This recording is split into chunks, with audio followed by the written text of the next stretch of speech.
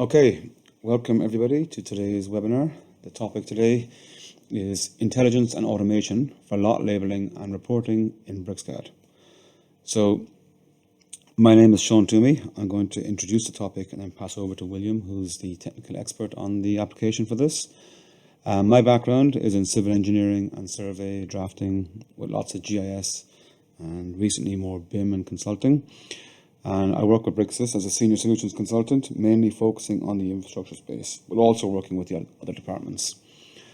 For today's session, we will go for roughly an hour. We will definitely allow 10 minutes at the end for questions and queries and discussions. Throughout the session, please type in any questions you have as well. We do have a team online here who are happy to respond on the chat, and if it's the case that your question is more specific and needs more detail, we're very happy to set up specific calls or specific screen sharing sessions, or if necessary, we can do a separate complete webinar on the topic. So yeah, please keep it interactive, and we will work through that. A small bit about BricsCAD's background, just to make sure everyone's aware of it. As you know, we're a global provider of cost-effective modern CAD solutions. It's always good to remind people that we are part of the Hexagon Group as well, which is a $20 billion publicly traded group.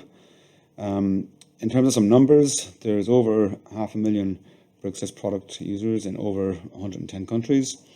Our HQ is in Belgium, and we've got over 200 employees across something like 12 countries. So I'm based in the Sydney office, which reports into the Singapore HQ, and we collaborate effectively across all the various networks. In terms of different versions of the BricsCAD software, these are the four main variations on BricsCAD. There are more, there's Ultimate and there's a few other packages outside this, but in terms of understanding the context for today, you might be familiar with the Lite package, which is for doing general 2D drafting. Pro is a version that we'll use today, which allows you to work more in 3D and do more customizations for more specific design problems. BIM is obviously focusing on the extended BIM space with a whole bunch of tools for doing all kinds of building projects. And mechanical, again, focuses on the mechanical for intelligent sheet metal and assembly design. So the last point I'll mention here is that for those of you who haven't seen it, we do have a application store. So if you search online for the BricsCAD App Store, you will find literally hundreds of applications that can be accessed. And these are across different categories. There's different pricing models. These are done by our entire partner network. And MapMaker is one of the packages from that area, which we're showing today. So I'll introduce William Myers, who is the CEO, founder, and chief architect of the Enterprise CIOs company. These are the guys who produce MapMaker, and William personally has over 25 years experience developing CAD applications for the general land development market. And the goal is to provide comprehensive mapping tools, with MapMaker being one of the most advanced applications in that space. The general ethos of the software is to provide a balance of automation and flexibility. So you can create the geometry and also produce the corresponding reports, which lets you do checks for errors and omissions. And the last point to mention is that the software works whether it's a very small job with only a few lots or a large-scale full subdivision project. We have discovered this recently because we've got the guys to customize and add Australian standards into the software. So I would encourage you, as you watch this presentation, if you're wondering about different label styles for your own local standards, please type in the question and just give us the details. It's extremely customizable, and we find that the team is very, very happy to include more and more standards into the base product.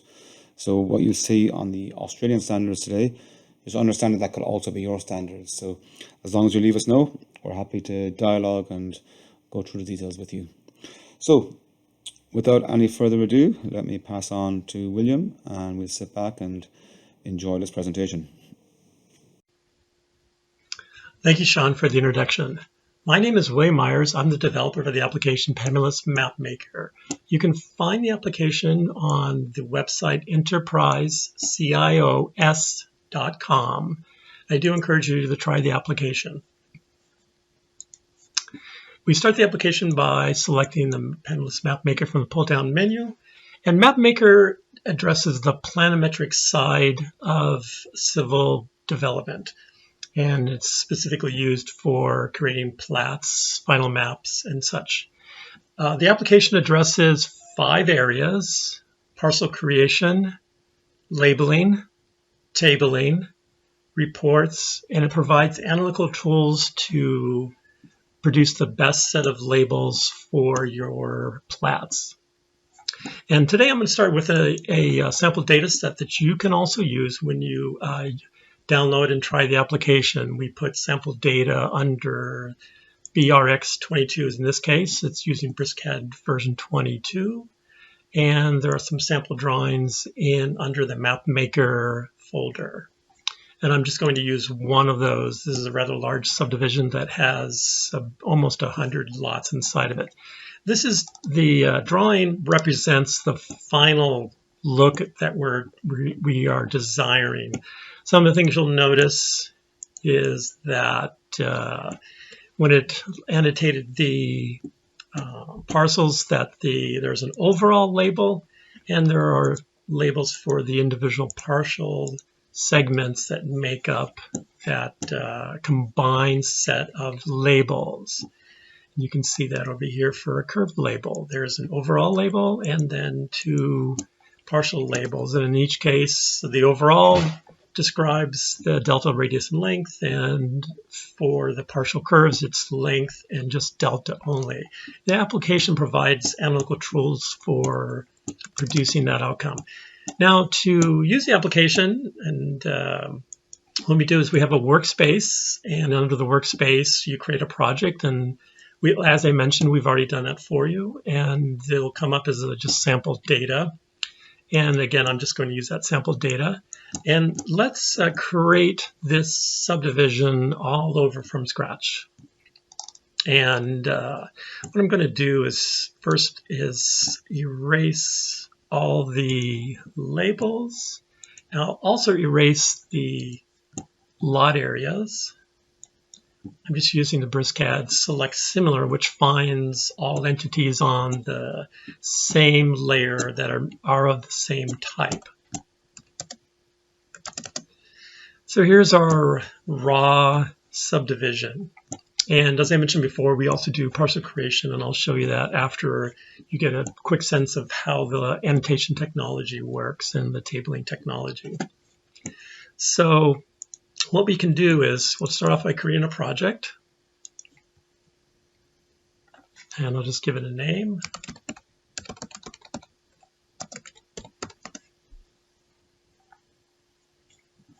And there are basically 3 methods for defining an existing parcel. One is you can use the auto pick, which basically means just pick inside of a figure. If it can close the figure, it will, and give you and use it to define that parcel. Another method is you can pick selected entities, all the entities that make up that parcel. And then there's a multiple option, whereas in this case, we have a drawing that simply has the lot numbers, and we can use the lot number's insertion point. It's just a piece of text. We can use the insertion point as a possible point inside the figure and try to find all the parcels using that lot number. So let's use multiple. And what I'll do is I'll select the layers that I want MapMaker to analyze. I'll start with the right-of-way, lot lines, and the boundary. Those are the basically 3 components that make up the parcels that I'm interested in. Select OK, and then I can pick any lot number, piece of text. The application will find all pieces of text that are of that same kind, and it will attempt to define all the parcels that it possibly can. And as we can see here, let's show you some information. It processed a number of courses. So it told us that it processed, for example, the first figure that it found was 6 courses. It gave you a perimeter and area calculation. And it did that for all parcels that it could define. I just hit enter again. And as you saw that happen, each of those parcels was added to the workspace. And what you'll notice is most of the actions of the application can be performed from within the workspace by simply doing a right click. We use the define parcels option. You can also define parcels using just simple map data, so the tangent and curve information. So if you're given a raw map and you need to enter the parcel data, you can use this application to do that. Define parcels by data entry. There's also the application to create parcels or subdivide a parcel. Let's say we had a block and we want to subdivide that into individual parcels. I will show you that also. And then from the right click, you can generate a report. So we already have, let's just scroll down here, 97 lots. So I can immediately generate a report of all those lots. And the application ships with a number of different report forms. And I can select those from the drop-down menu here. So here's one that's just a standard closed figure report. Here's one that just has the closure information. I can scroll down and see all the different lots. There's number 97. We also include a custom report creator from which you can generate, and we ship this as just a standard sample legal description report. So here's lot 1. And again, you can get a sense of that the reporting capabilities of MapMaker are extensive. You have complete customization of what a report looks like. Let me just select the application, report creator application. So from this application, you can generate any custom report. You can see we had our closed figure report form. There's one that just had closure only and the legal description. And I'll go, if I have a little more time, I'll go into a little more detail about the report creator. But you can see that it has an extensive reporting tools on everything from that you might want to report on about a tangent. I'll just scroll down through some of the items here. And curves. And you can get a sense of how you put together a report. And maybe just real quickly here, let's pick one. And let's say this is tangent. And let's just take a look. Everything we can do from the project level, we can also do from the course or parcel level. So I can do a right click over parcel number 1. Let's zoom to it so we can see what it looks like. Here's parcel number 1. And let's generate our report. Closed figure report form number 2. And in this report, let's make a little bit of a modification. Let's say we want to show radiuses to 3 decimal places. So just to give you a quick sense of the report creating tools. So here's curves, and I can go down to radius, length. I want to show it to 3 decimal places. You can see now I have 3 decimal places displayed. Again, then just a right click over the top of view report form. And we can see now the report for radius shows 3 decimal places. That's just a very simple example of how you can quickly modify a report using the report creator and then immediately see what that result looks like. Okay, so now that we have a set of parcels in here, 97 of them, let's just zoom back out. Let's label those parcels. And there's just a menu item says label parcels. And for just example, let's say we go to back to our parcel number 1, and let's just do the same thing. Right click and ask it to label it. And you can see immediately that it put a set of labels on there. The labels are based on styles that you define. So you can define what a tangent or a curve looks like. As I mentioned before, we ship with a set of various label styles. Let me just show you the label styles. So we have English styles, metric, and we have some special label styles, metric for Australia, that we include in the application. And I'll go back to just the imperial one, English. And just to show you quickly how this works to create a label style, we have a set of elements that make up a label style. For example, bearing, distance, azimuth, south azimuth, crow's feet, monuments, other features that you may want to have in a label. The application is very simple to work with. So for example, this one's labeling a bearing, a distance above a tangent. I can just type in some text and that will end up below, as it shows here, below the tangent. So the application's very flexible, and the capabilities of the labeling styles are all absolutely in your control. So as I mentioned, curve styles, tangent styles, something we refer to as updatability, and this is the capability of the application to respond to changes in the entity that the label is labeling. I'll show you that. We also have what we refer to as readability, and this is the capability of a label to display itself always upright, such that it reads correctly regardless of how the map has been rotated. It's also a very handy tool. We come with custom leadering capabilities, very extensive customization for leadering, and of course tabling as well. And I'll show you all of those. Okay, and just let's, again, we'll select all those labels and I'll just erase them. I'm going to put the labels on a layer called Pendulous Labels, and this just label all of the lots in our drawing. Before I do that, I think I'll show you this so that you can see it in full view. Again, I'll do a select similar. You can see, even though no matter how many times I modify this drawing, you'll see how quickly it is that you can get to a set of very appropriate labels. So again, same thing, label parcels.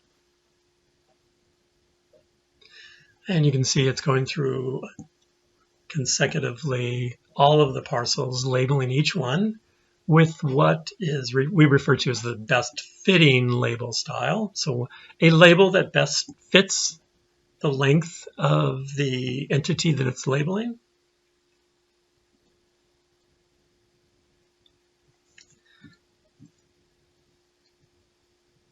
And after this, we'll show you how, now that you've labeled everything, not necessarily probably with the best label style that you would like to have, but we have an application that uses analytical tools to determine the best label for the situation.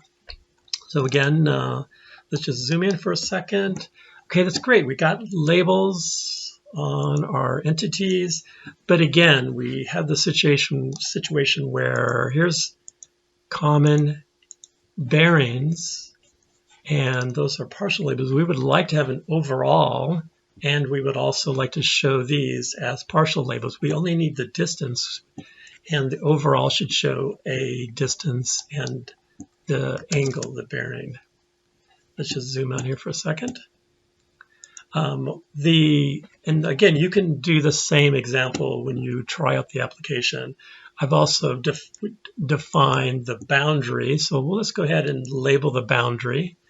I'll just zoom in here for a second so we can see some of those labels come in. You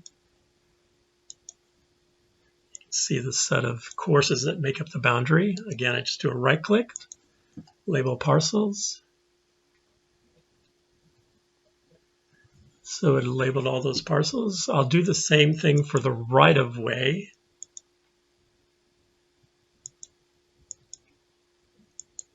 And let me just expand this a little bit.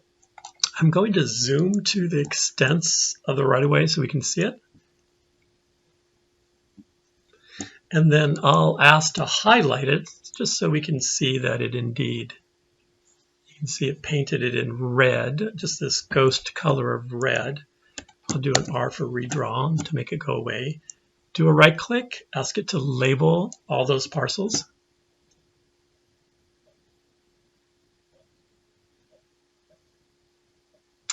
So it labeled them right away. And now we have a set of various label styles.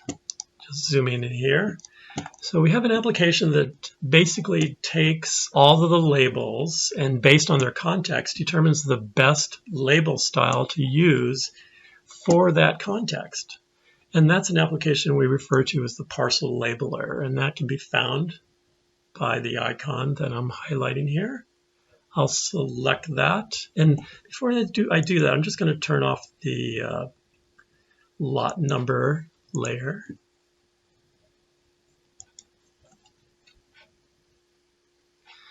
So what Pendulous Parcel Labeler does is it analyzes all of the labels in the drawing and it categorizes them by tangent and curve. And then for each tangent and curve category, there are 3 categories. So I'll just expand the dialog a little bit here. One is an overall, another one would be compound, and the third category would be just single labels by themselves. So let's just look at an example of a overall tangent label. And you can pick, you can see the magnifying glass. So if I pick in that cell, it'll zoom to that location. I'll just pan over here a little bit so you can see it. And if I pick in the second cell, it looks like a thunderbolt. That does a draw, basically that same image draw. So you can see where that is. And you can see that in this case, the overall bearing is 893627, which is great. But it has an overall length and then it has 2 partial lengths. And so far, although we have labels, they're not the best labels for the situation. So the application has tools for determining the best label for that application. So in the case of an overall tangent label, we have a little option here that you can set what that looks like, what label styles you would like to use. Now for an overall style, we want one that has both a bearing and a distance. So of the label styles that we're currently using, it's selected, well, I've already done this, I've set it up so that it's using bearing and distance above. And again, this sample data is one that you can use when you try out the application.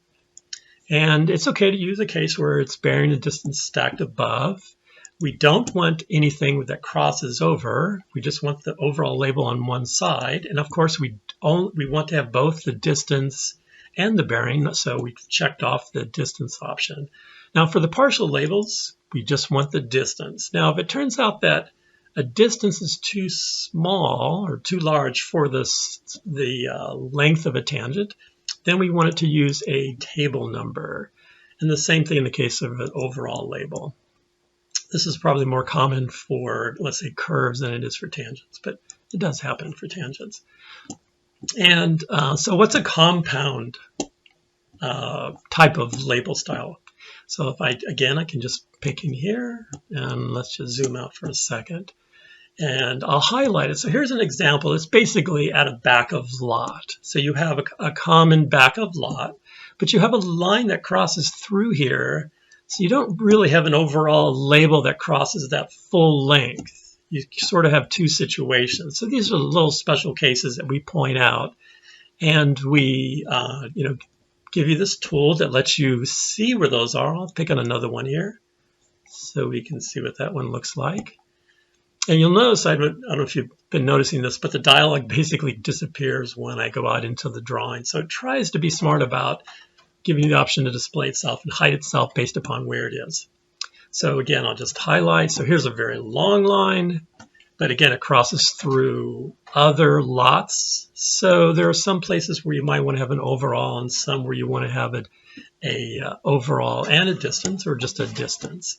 Now the last case is just a single tangent label. Those obviously are like lots, so a lot by itself. Just zoom to a location. So here's an entity that just has a single label. There's no other label associated with it. So that's single tangents. Now the application does exactly the same thing for curves. So it has overall curves, compound, and single curves. So let's just take a look at this, the overall curve. And let's highlight it. Oops, it's over here. And so we have an overall curve, and it has two partial curves that should be just labels that should be displayed. So the way to basically take our whole set of drawing with all these labels, I'll do a zoom extents here, and then let's maybe zoom into an area of our map and take a look. So that we'll have the application basically apply all of our criteria to this map. And I've done this, as I mentioned, with the overall tangents and curves.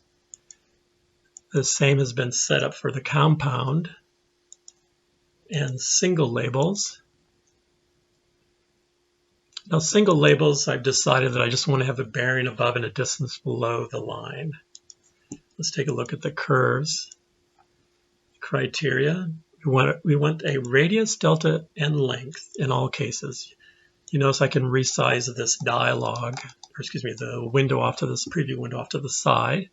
Same thing, I don't want any labels that cross for an overall.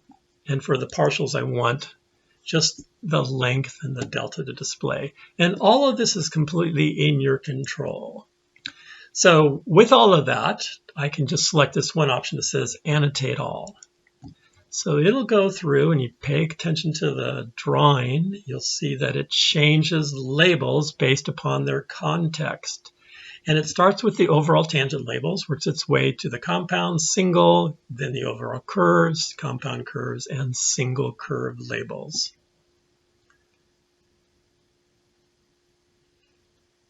And it's going through the single curves at this point. And now it's done. I'll just minimize the dialog for a minute here. Let's take a look around our map. So here we have an overall curve label that shows both the radius, length, and delta, and one that shows the length and the delta for the partial.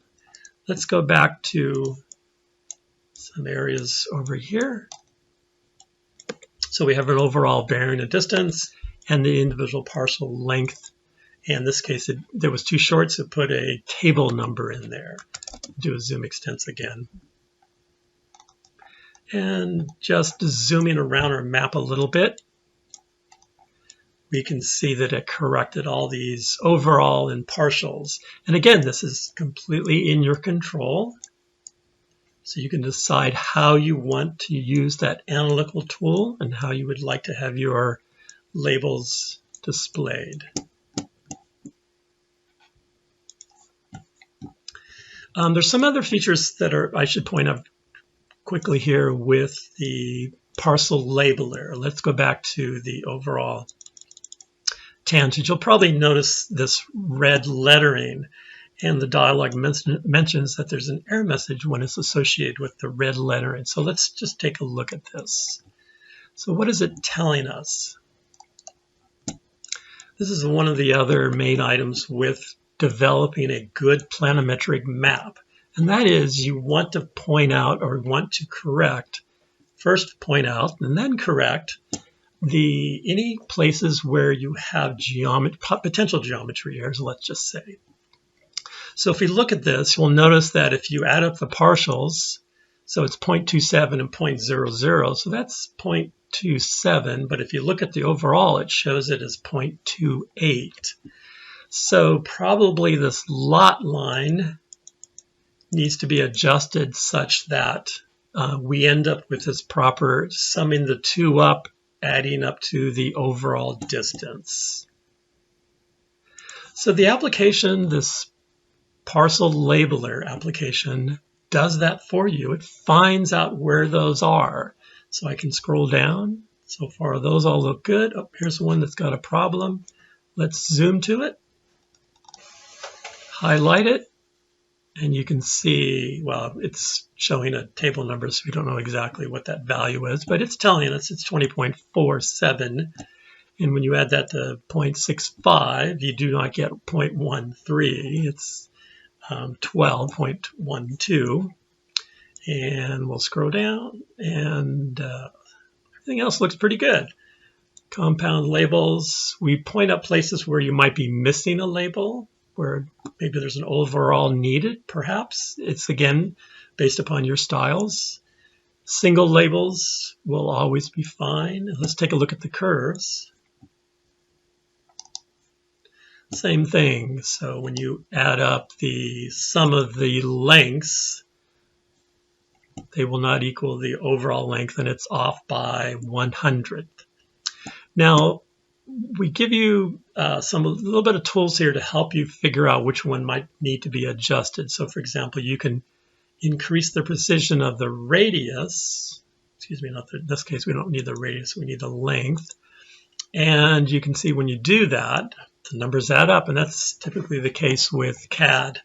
It's very precise, and at the same time, it's sometimes the precision ends up contributing to these mathematical errors where the sum of some partial area or distances don't add up to the overall distance.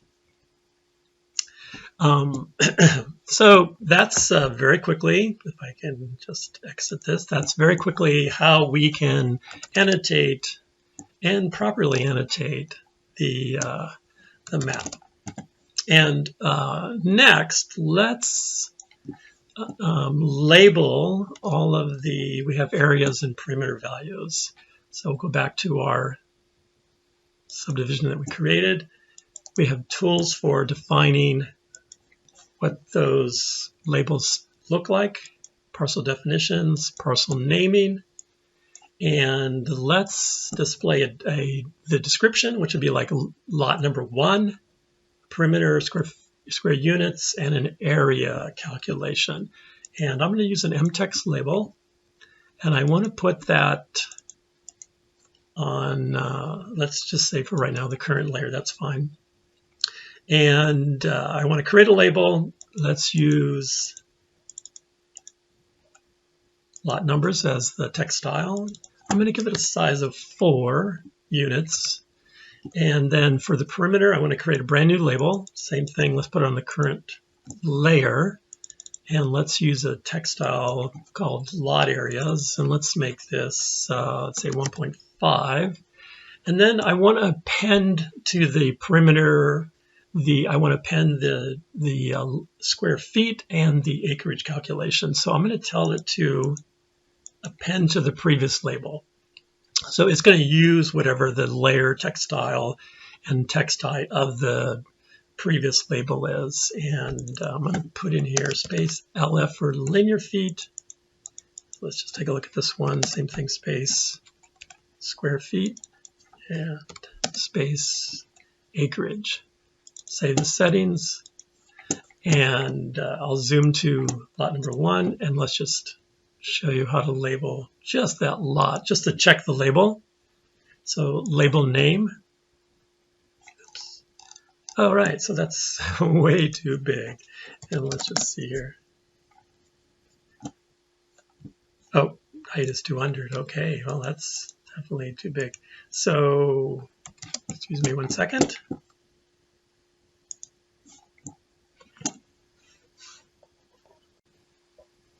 Okay, so now we have a little bit more appropriate values.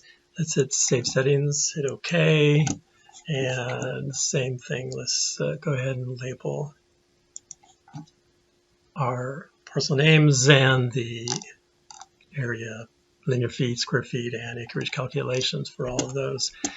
Now let's take a quick look at just some of the generic capabilities of the labels. So let's see here.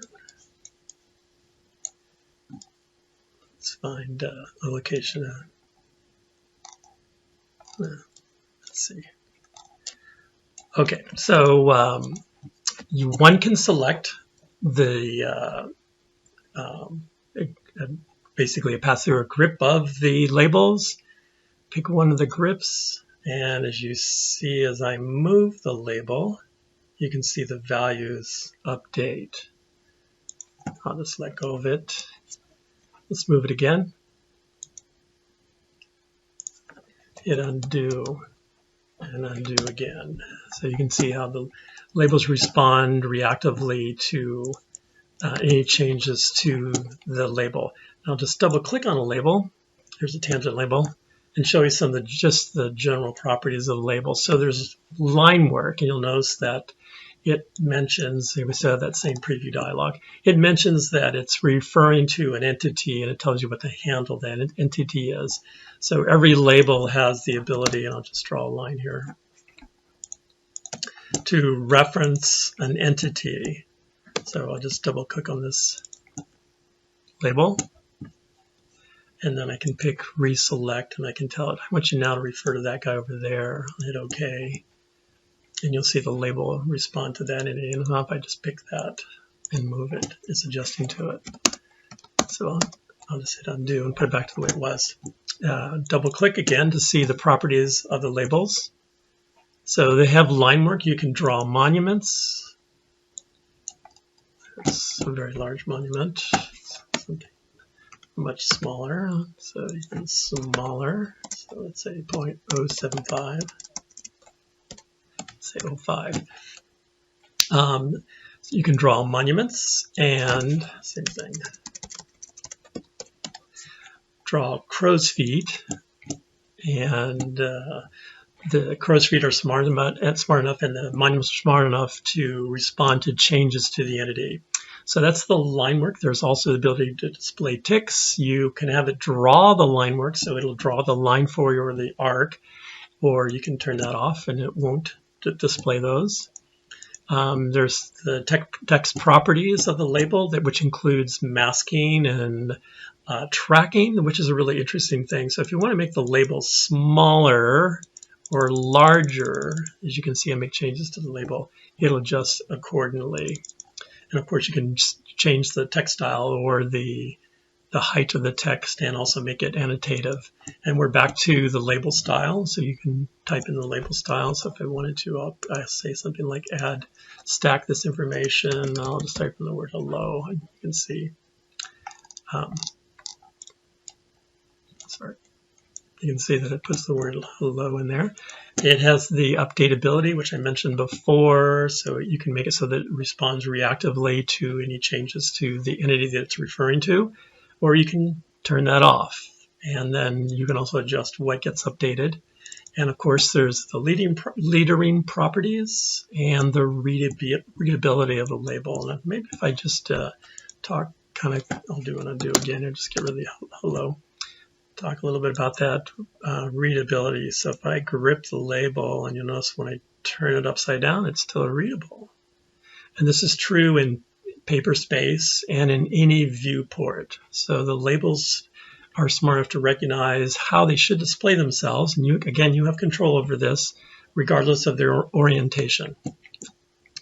Okay, so let's just move on to the tabling part of it. And I've already created tables in here. There was left over from before. So I can, if you want to create a table, it's very simple. You can just select something that you want the table, do a right click, and then the option create a table. Pick a location, and it's using a very large text style, so it's displaying that as very large. So instead, what I'll do is I'll just use the existing labels, because the existing tables, because they're already here. I'll just double click on it. I can tell it to add all the curved labels. I'll say all, hit enter, and you can see it listed all the curved labels C1 through C46.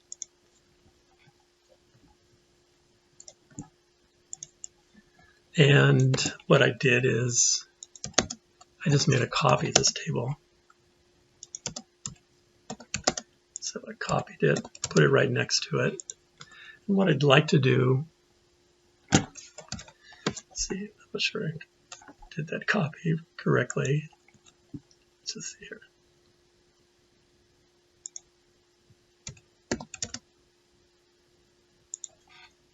There it is. Again, I'll double click on the table. And I only wanted to display the first half, so that would be 1 through 23. And I'll just select 24 through 46, and I'll ask it to remove those by hitting the remove from, hit OK. And then I have those. And in the second table again, I just double click on the table. I'll select 1 through 23. I'll remove those, hit OK. The same process for the tangent table. Tables are also very smart. You can adjust the contents how you would like them to be adjusted, just like you do with labels. You can set the headings. So if I don't want length spelled all out, but just LEN, I'll set to that. You can define the layers, the text styles and text heights of the table, the margins of the table, and then there's just global settings for tables. You can see I got rid of the GTH on length. And of course, I can adjust the precision. I can also have custom values. So if I want to, for example, have a column to specifically measured values as opposed to the labeled value, I can also incorporate that into the table, and then I can enter in those custom values.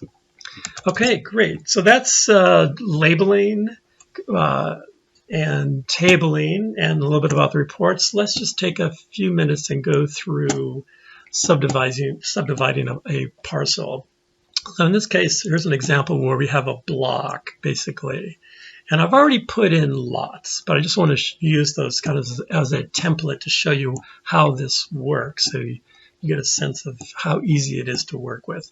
So we'll just do a right click, and yeah, that's fine. We can use our existing one. So subdivide a parcel. Actually, what I'll do is I'm just going to create a new project,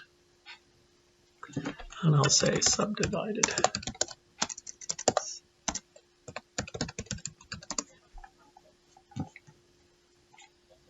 And I'm not going to pick anything. I'm just going to hit enter through it and let it create that for me. I'll do a right click. We'll add these parcels that we create from this subdivided block. So the first thing it prompts for is select a lot to subdivide. So I'm going to pick this area. And then it wants to know, select the starting course. So we want to define parcels starting in the lower left-hand corner, working our way around. So I'll pick this as my starting course, and then it wants to define the frontage. So I'll pick up courses that define the frontage, just some here. And what I can do is when it defines the parcels, I can have the lot lines perpendicular to that frontage. So I can define the type of dividing line as relative to that frontage, and I'll say 90 degrees to it, which would make it perpendicular. And then the application starts off by giving you some, just based upon how much area is available. In this case, we display the total area, and then we created two parcels of size 6,000 square units. And you can see that the lot line represented in green. You can see the little green here. And what I can do is I can tell it specifically, I want that to be 6785.43, and I want the second one to be 5749.98, and then I'll ask it to recompute. And you can see now those green lines line up specifically and with the existing lots. And to create a new lot, if I have one like these three are all exactly the same size, so I can just hit the plus until I get three of them. Again, I'll do a recompute. And you can see the lot lines show up as matching those. And then we can make some changes here. So let's say the next one, I put in some frontages. So what I can do is let's add another one. And this time I want to enter the frontage. I want to define that lot by the frontage length. And the frontage length is 59.07. Again, I'll ask it to recompute. And you can see it calculated what the area would be given that frontage of length of 59.07. And we can basically just work our way around this block in order to create these lots. And it's as simple as that. Now, once we've defined some parcels, we can add them to our workspace by simply having this add parcels to project checked. And then if I want, I can put in the lot lines in the drawing or not. It's just an option for inserting the geometry. And I'll just say add parcels to the project. So it appended 5 courses. And there they are. You can see in the command line it also displayed process those courses. And I'll just highlight them again. And there they are. So defining, creating parcels, subdividing a block, let's say, it's very simple. It's just a matter of defining what area you would like to have and or using the frontage length. I should also mention we provide one other option, which is you can pick a point. I'll do this hopefully very quickly. Same thing, I'll pick the area that we wanted to subdivide. The first starting course, and then something along that defines what the frontage is. And again, I'll do 90 degrees to the frontage. So here's our two 6,000 foot ones. Let's, we have an option, you can pick a lot line location. So let's, for the second one, let's say we make it, we'll pick it right here. And again, ask it to recompute. So it says that the frontage length is 106.83 and it calculated an area of 12,285.39. And there we go. And I'm going to cancel. I'm not going to add that. It just gives you a warning. You sure you want to do that? I'll say yes, I do not want to process them. So exit without processing. Yes. Okay. And I think that's it very quickly. Let me see how much more time I have. Let me conclude with just a few items that I haven't talked about yet. So the application can also work with points, and you can use your own custom point block, or let's, for example, say the BricsCAD point block. You can set points and have those point values represented in reports. You can also create an area table. And I should also mention that anything that you create with as a report, you can also create a CAD table out of that by simply exporting the report file as a text file and reading that into the table entity. We also have specific items for the Philippines, claimant information, tie line,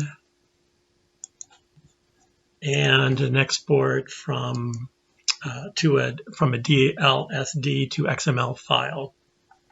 And just maybe the last thing I'll mention is if you're going to try the metric version, just simply set 3 things. One is your reports. So you would pick, I'm currently using the English report. You would select the metric report. And you can modify that as you wish. And as far as the labeling styles, let me open up a drawing here.